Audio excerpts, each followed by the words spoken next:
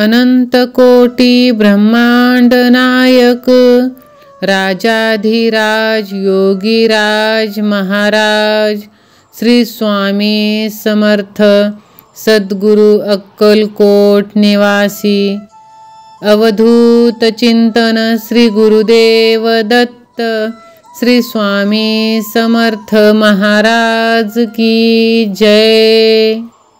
स्वामींना जेव्हा आपण तळमळीची प्रार्थना करतो त्याच क्षणी स्वामी आपली प्रार्थना ऐकतात आणि त्यांच्या दिव्य नियोजनानुसार सारे ब्रह्मांड कामाला लागते। आपण स्वामींकडे एकच प्रार्थना करायची की हे माऊली, हे स्वामी आई, हे समर्था, माझ्या जीवनाचा चालक मालक पालक तूच आहेस। माझ्या आयुष्यात कितीही समस्या येऊ देत वा संकटे येऊ देत, आता आम्हाला त्याची पर्वा नाही, कारण माझ्या जीवनात आता तुझे अधिष्ठान आहे आणि जिथे अधिष्ठान तिथे समस्याच नाही, आणि समस्या आलीच तर त्या समस्येचे उत्तर निश्चित आहे, कारण तू स्वतः एक उत्तर आहेस, तू स्वतः समाधान आहेस, तू आनंद, तू परम चैतन्य आहेस। असेच आम्हाला मार्गदर्शन कर, आम्हाला प्रेरणा दे, कारण तू सोडून आम्हाला कोणीही नाही। सहमत असाल तर व्हिडिओला लाईक करा आणि स्वामी नामाचा जयघोष करायला विसरू नका। श्रीपाद श्रीवल्लभ नरसिंह दत्तात्रेय दिगंबरा वसुदेवनंदन सरस्वती स्वामी समर्थ कृपा करा। दिगंबरा दिगंबरा श्रीपाद वल्लभ दिगंबरा। आज हा संदेश तुमच्या समोर येणे हा काही योगायोग नाही, तर हा स्वामींच्या शक्तीने तुमच्या समोर पाठवला आहे आणि हा संदेश शेवटपर्यंत ऐकावे अशी स्वामींची आज्ञा आहे, कारण ते या संदेशामध्ये तुमच्यासाठी प्रभूंनी काही खास आशीर्वाद पाठवले आहे। जर का तुम्ही हा संदेश बघणार तर तुम्ही तुमच्यासाठी असलेले आशीर्वाद प्राप्त करणार, म्हणून हा संदेश शेवटपर्यंत ऐकावे अशी श्रीपाद प्रभूंची आज्ञा आहे। तुम्ही श्रीपाद प्रभूंचे भक्त असाल तर आत्ताच चॅनलला सबस्क्राईब करा आणि कमेंटमध्ये श्रीपाद प्रभूंचा जयघोष करायला विसरू नका। दिगंबरा दिगंबरा श्रीपाद वल्लभ दिगंबरा। कारण आजचा संदेश तुमच्यासाठी आहे, शांतपणे ऐकायलाच पाहिजे। फार चिकित्सा करीत बसणे हे मानवी देहाभोवतीचे लक्षण आहे। दुकानात गिऱ्हाईक आले आणि मालाची फार चिकित्सा करू लागले तर काही विकत घेणार नाही असे दुकानदार समजत असतो। परमात्मा ही अतिचिकित्सा करणाऱ्या माणसाचे तसेच आहे।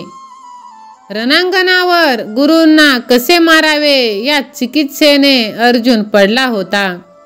भगवंतांनी अर्जुनाला आपले रूप दाखवले, त्यात पुढे होणाऱ्या सर्व गोष्टी अर्जुनाला दिसू लागल्या।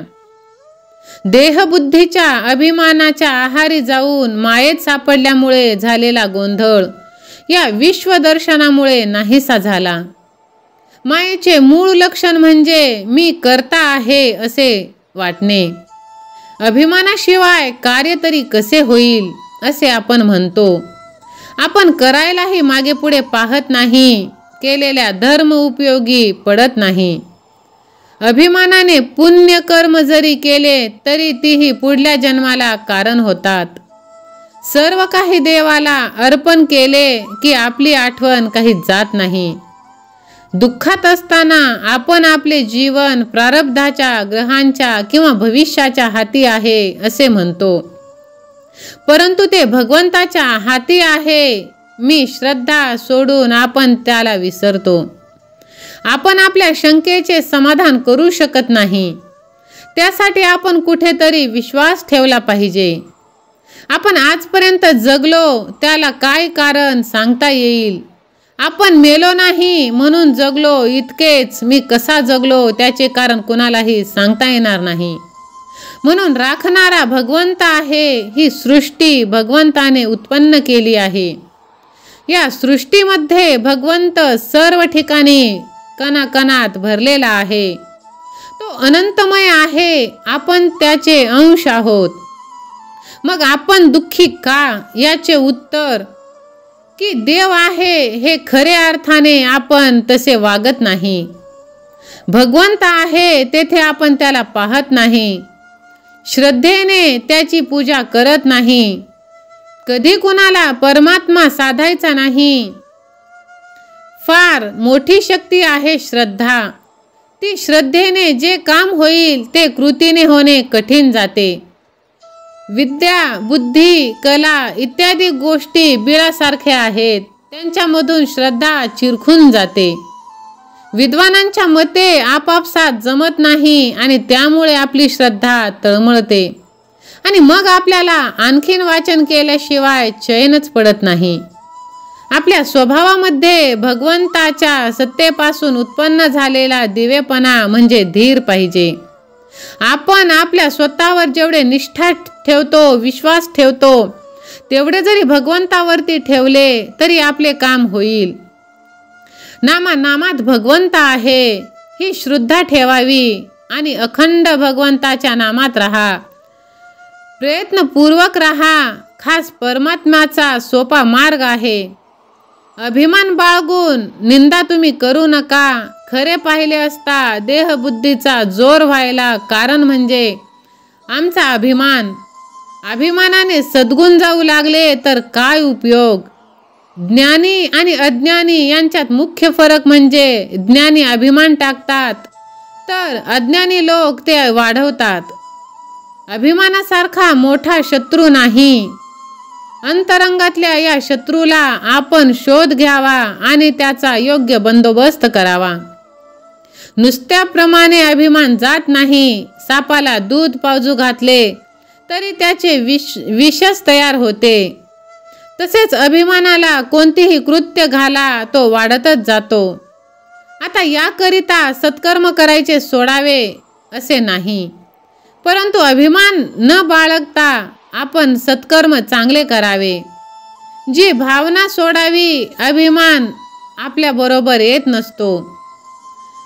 आपल्या जवळच राहण्याचा प्रयत्न करतो ते म्हणजे आपले कर्म. म्हणून नामरूपी अंकुशाच्या योगाने त्याला वेळीच हुसकावून लावणे आवश्यक आहे. सहमत असाल तर माझा देवावर पूर्ण विश्वास आहे असे टाईप करा आणि तुम्ही स्वामींचे भक्त आहात मला माहीत आहे. तुम्ही स्वामींनी सांगितलेल्या सर्व गोष्टी अंमलात आणा. श्री स्वामी समर्थ. धन्यवाद.